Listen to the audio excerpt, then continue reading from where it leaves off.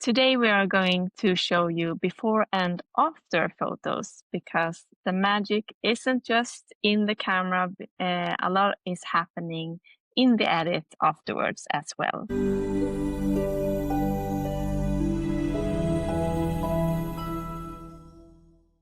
Yes. So this is a after picture. I was taken. I mean, the surroundings here are spectacular. You don't really need to do much with the edit, but I wanted to emphasize the person. The person is tiny, tiny, tiny because this is shot with a wide angle. It's shot at 28 millimeters.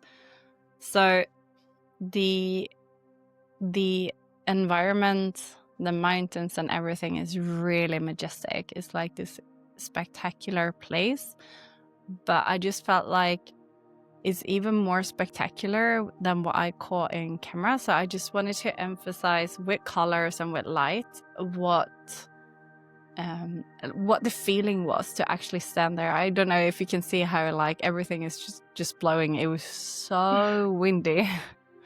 So if you just go to the next picture, this is the before picture. And I mean, it's still beautiful, but I feel like the person is a bit lost and it feels like a lost opportunity. So I just wanted to emphasize with colors and I wanted to emphasize with the light, like where to look. And with the colors, I wanted to guide the feeling. Like, is it dramatic? Is it harsh? Or is it... I want it to feel a bit more romantic, like a connection between the person and the surroundings. Yeah. Oh. It's just stunning. And I think you really, nailed it because the first thing you look at is the person, even if it's so tiny. And I think it's because it's this black silhouette and also you have the light behind the model, so your eye just gets drawn to that little silhouette at once. And yeah, that's kind of impressive because it's so tiny. Usually your eye gets drawn to something bigger in the photo. So I think this was at the moment when I took the picture, I felt like I had two options. So I tried to use different lenses and focal lengths as well. But I ended up, I wanted to capture, because you have a lot of things going on in the foreground. And if you zoom in, yes, the person will be a bigger part of the frame and you will get more of the mountains in the backgrounds. Like I could have brought back the mountains in the background, but I feel like you're losing the perspective of how big the nature is. Like I felt so small in these surroundings. So I, instead of like shooting to capture the person, I decided to capture the relationship between the nature and the person in the picture. So I was actually thinking about like, how can I edit this afterwards while I was taking the picture. I just feel like it's so much easier to, if you think about how you want to edit the picture when you take it, I just feel like it's so much easier to get like a great results afterwards. Yeah. I just want to look at the before once again. And it's crazy because when you look at the before, you don't really notice the model at first. And then you just nail the edit. And that's the first thing you see. Because usually you want the model to be the first thing you see in the photo. So. And in this case, the person is the first thing you see. I hope so, at least. It is. Yeah. This was taken during blue hour, and the sun had just set, so it was this soft light. I can show you the before. So the sky was very, very bright. And the model she was sitting in this field of flowers. It's very beautiful. I didn't have a purple dress, so I thought if she had this blue dress, it would be easier to edit it to purple in Photoshop later. So when I got home, I also saw that there was kind of this fog far away in the background in the landscape. And when I got home, I was like, these purple flowers, they are so pretty, and I wanted to add purple. I wanted the whole photo to be purple, and especially to get the focus more on the model, because I think the sky just took over the whole photo. It was so bright. So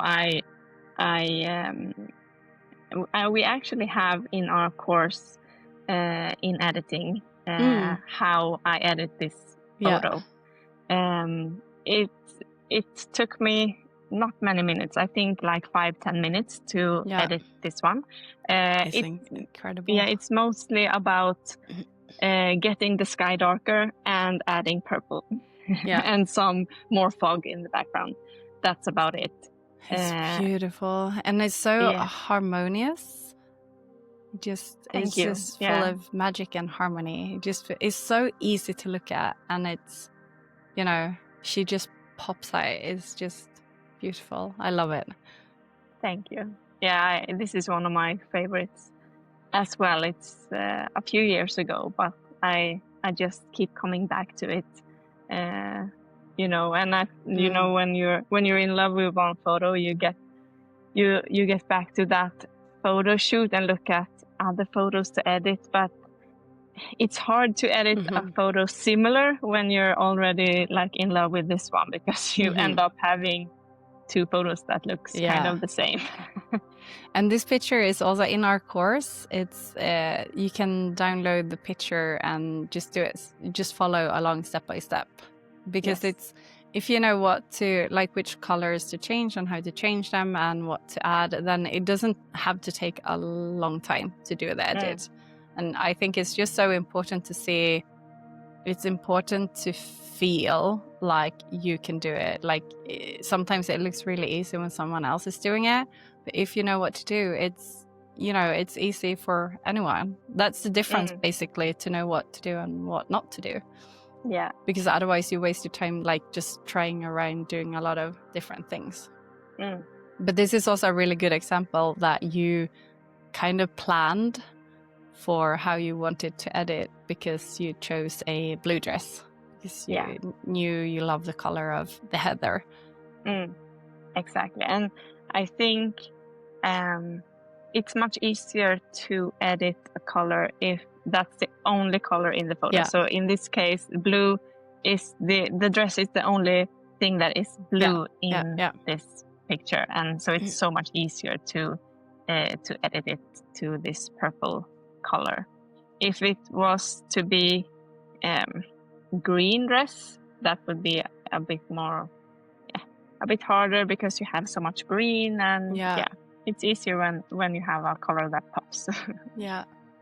I agree. Oh, so who's this, Louise? Maybe me. Maybe you recognize the sword by now. Yeah, exactly. Yes, so this is a picture I took of Louise when I was visiting her in the south of Sweden. I think, could this be actually close to where you took the picture of Sofia? Because I think it's the same. It's the same. Field, yes. Because I remember that it's a lot of heather. You know, you can see the silhouette of something on the ground, and I think it's heather, right? Yeah. So maybe you want to show the before picture. This is what it looked before. So the sun had just set behind Louise on the other side of the hill where we were. And I exposed for the sky, because it was just a beautiful texture in the sky and I wanted to keep it. And when I got home, I just felt like the colors were a bit meh. I just felt like it was such a powerful pose and it was such a powerful moment. And it feels like, you know, my feeling was that, oh, she's walking away from a battle. Maybe like her village is burning behind her, or there is a dragon that's, you know, just about to come up over the hill. I just felt like there was like this whole story and a very powerful story that was going on, but the colors, because mainly the main difference is colors here. So if you show the after again, yeah. Mm-hmm. So I just wanted the skies to feel like they were burning, and that, you know, for me, red is a very dramatic and powerful color. So I wanted to play around with the sunset feeling and fire. So those were kind of my inspirations. And I think this picture is also inside the course. I'm showing exactly, because this is probably the fastest edit I have ever done. I think this is like I use like 2 different tools, I think. This is like a 2 or 3 minute edit. So it's really easy. If you get the texture in the clouds, it's just, yeah. Yeah, it's amazing. And if you don't get the texture, you can always like change the sky. Yeah. That's something we also show in the course, and I love to do that. I have one sky that I use in like many photos. So if you look closely, you can like spot it's the same sky. In Skåne, you always have the same sky. Yeah. And I love this photo. I think it's so powerful. So if we go back to the before, it was a beautiful sunset, but it was. I can really relate to when you get home, you're like, the colors are not there at all. Yeah. It looks so much more when you were shooting, and when you get home, it's like, so yeah, it's just amazing what you can do in just a few minutes. Yeah. And it's a bit funny because I have this photo. It's also taken in the same field. No way. Yeah. It's a great place. Yeah, it's a great place. I love it. So this is my sister, and this is the same sword. Same sword. Same, not the same sunset, but oh, you didn't do much. No, it was a beautiful sunset. It was this soft sunset because it was kind of not cloudy, but it was hazy. So you get this soft light from the sun, and it was just beautiful, and the colors were beautiful. So I just ended up like making it a bit more brighter, especially on my sister, the model, and making the sky a bit more like golden orange, a bit more darker, and also the foreground a bit more bright too. So you can like see the field and the sunset. So this was probably just a few minutes as well. You don't have to sit for hours and hours and hours. I think many people think that you have to sit for so long to edit these kind of photos, but if you get it right in camera, it doesn't take long. And also the one I showed, the first photo I showed where I made everything purple, it's a big difference, but it didn't take me long to edit. No, I think if you know, and this is something we talk a lot about in the course, that if you know what you're planning, like if you know roughly what you want to do when you edit, it's really difficult. If you don't know how you can edit a picture afterwards, it's really difficult to shoot for how you want to edit. So when I started with photography, I thought I needed to learn to shoot first, and then editing was like a separate thing, that it was like step 2. And yes, for sure, I need to know how to handle my camera and like need to know the difference between soft and harsh light. That will probably make the biggest difference when you start out.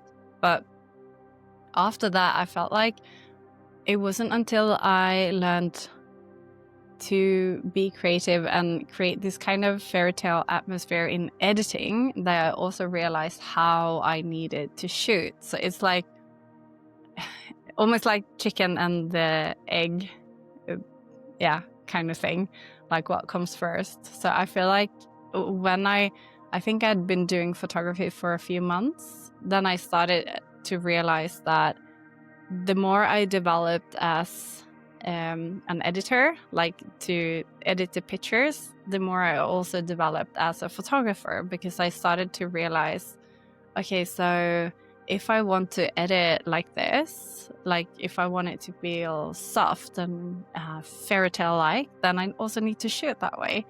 So I feel like, you know, as soon as you get over the hurdle of like just the basics, then learning more about the style that you like can actually help you so much, not just when it comes to editing, but also to the photography side of things, because they are so intertwined, they're so linked together. They're building on top of each other, they're not separate. Yeah, that's really important, I think, to know that it's not step 1, step 2. When I mastered step 1, I go to step 2, because they're so linked together. Yeah.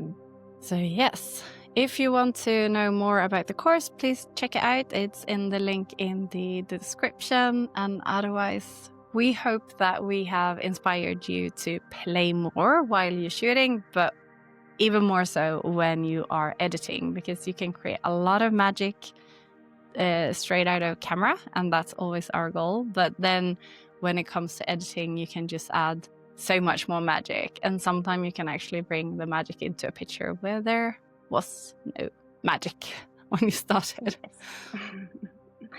Thank you so much for watching. See you next time. Bye.